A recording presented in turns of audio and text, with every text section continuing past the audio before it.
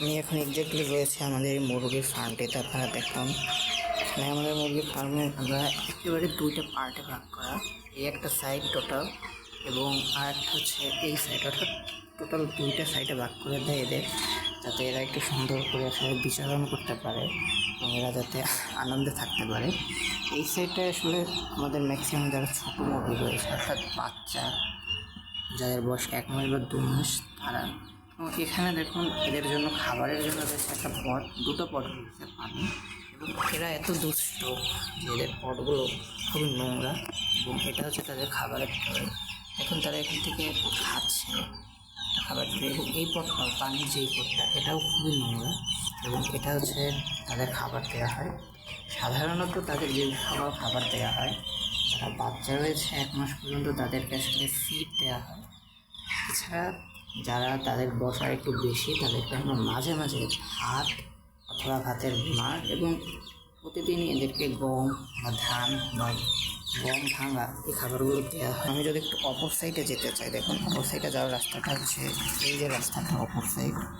এখান থেকে আসলে অপর সাইডে যেতে হয়, কিন্তু দরজাটা খুলি। আমি অপর সাইডে এসেছি এবং এখানে দেখুন, এখানে একটা দুষ্টু মুরগি এখানে উঠে খেলা করছে। এবং এপাশে সাধারণত বড় মুরগিগুলো যেগুলো আছে সেগুলো আসলে এদের জন্য রয়েছে একটা পট। এরা বড়, তাই এদের জন্য বড় পট দেওয়া হয়েছে এবং এদের খাবারের একটা ভালো ব্যবস্থা করা হয়েছে।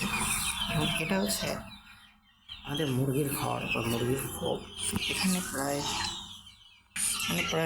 40 থেকে 50টি মুরগি থাকার যদি এটা।